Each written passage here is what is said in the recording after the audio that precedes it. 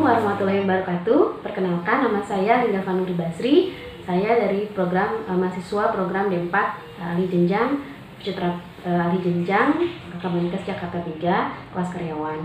Hari ini sebagai memenuhi tugas mata kuliah Neuroscience, saya akan mencoba menjelaskan tentang bagaimana mekanisme dari stimulasi visual, auditori, kemudian persepsi, serta mekanisme dari pengambilan keputusan serta asosiasi menurut neuroscience. Yang pertama, saya akan mencoba menjelaskan tentang mekanisme dari stimulasi auditori, di mana kita akan melihat dari gambar bahwa adanya satu stimulasi berupa suara. Bisa dilihat di gambar, ada gelombang suara yang masuk ke telinga bagian luar, ya. Jadi daun telinga ini adalah telinga bagian luar, kemudian suara itu, gelombang itu masuk ke saluran telinga, ya. Kemudian masuk ke dalam gendang telinga yang akan menggetarkan tulang-tulang serta sangurdi, ya. Kita namanya ini adalah tulang rawan, ya, menggetarkan. Kemudian bisa dilihat di gambar bagaimana siklus dari gelombang suara itu masuk ke dalam koklea, kemudian masuk ke rumah siput, ya, bisa lihat di gambar. Nah, ini kemudian akan menghantarkan energi mekanik dari suara tersebut sehingga suara itu menjadi sertasikan ke otak, ya. Namun sebelum itu terjadi di selaput telinga di rumah siput ini itu terjadi beberapa beragam nada dan frekuensi yang terjadi, ya. Bisa dilihat mulai dari yang tinggi hingga yang rendah. Jadi, nah, kemudian gelombang suara yang ada di dalam rumah siput itu akan diinterpretasikan informasinya ke otak melalui saraf yang bernama saraf austikus. Nah, akhirnya otak akan merespon bahwa oh, ini adalah suara dari musik A, kemudian ini adalah suara dari musik B. Itu mengenai auditori. Selanjutnya, saya akan mencoba menjelaskan tentang bagaimana mekanisme terjadinya stimulasi melalui visual, yaitu mata. Bisa dilihat di gambar bahwa saat ada satu stimulasi berupa cahaya, mata akan memberikan respon. Nah, tentunya ini mata ini terbagi menjadi beberapa bagian. Yang pertama, mata jaringan anatomi mata bagian tengah, kemudian bagian dalam. Nah, saat ada cahaya yang masuk ke mata kita, maka fungsi kornea akan berfungsi untuk menerima objek dari cahaya tersebut. Kemudian objek ini nanti selanjutnya akan diteruskan ke lensa. Bisa dilihat di gambar, kemudian akan masuk lagi ke retina. Nah, selanjutnya, kemudian cahaya itu setelah masuk ke dalam retina akan diinterpretasikan ke otak melalui sistem saraf krania yang bernama nervus opticus. Kemudian otak akan merespon bahwa oh, ini adalah cahaya dari lilin.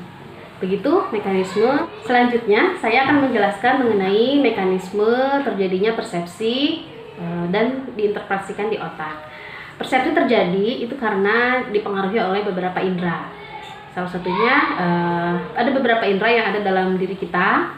Ada indera mulut, indera penciuman, kemudian indera pengucapan.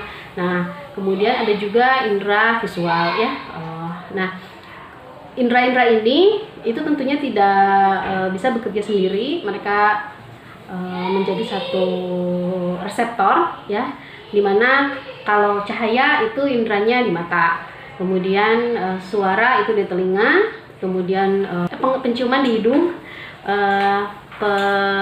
pengecapan di mulut, dan sentuhan di kulit.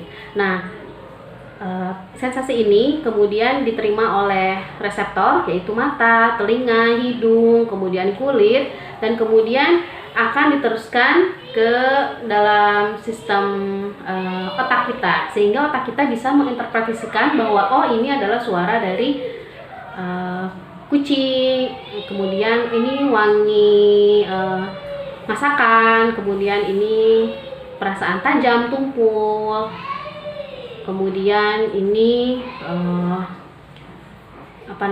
bentuk dari bulat, kemudian bentuk dari lingkaran seperti itu. Itu mengenai fungsi stimulasi, mekanisme dari terjadinya persepsi di otak. Selanjutnya saya akan menjelaskan tentang mekanisme terjadinya stimulasi pada indera pengecapan. Nah, tentunya kita tahu bahwa indera pengecapan yang ada di tubuh kita adalah lidah.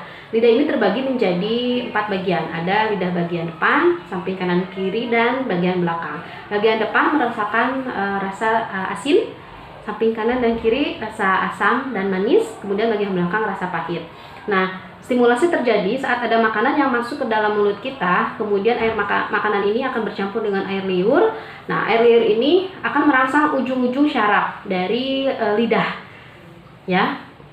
Nah, ini akan membuat saraf-saraf ini saraf-saraf ini kemudian masuk ke dalam pori-pori yang ada di lidah, sehingga nanti lidah akan merasakan bahwa makanan ini itu rasanya asin, pahit, atau manis. Kemudian rasa ini akan diinterpretasikan di otak melalui 3 saraf. Yang pertama adalah saraf trigeminus, kemudian hipoglossus, dan glosopharyngeal. Trigeminus dan glosopharyngeal biasanya itu berhubungan dengan saraf sensoris di lidah, sehingga biasanya saraf ini akan berhubungan dengan rasa manis, pedas, atau pahit. Selanjutnya saya akan menjelaskan tentang mekanisme dari pengambilan keputusan menurut neuroscience.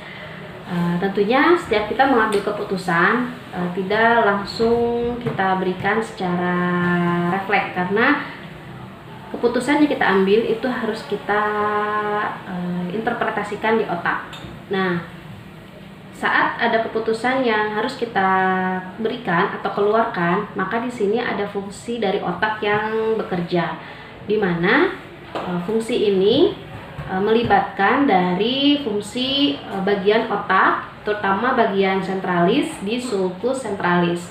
Nah, saat kita ingin mengambil keputusan, fungsi ini yang akan banyak bekerja, sehingga fungsi ini akan menghantarkan kembali ke fungsi limbik, di mana fungsi limbik ini mengatur tentang emosi. Kemudian pada bagian ini fungsi dari sistem limbik mengatur sistem emosi kita, rasa bahagia, kemudian perasaan senang. Nah, sehingga kita bisa mengambil keputusan apakah keputusan itu bersifatnya negatif atau positif.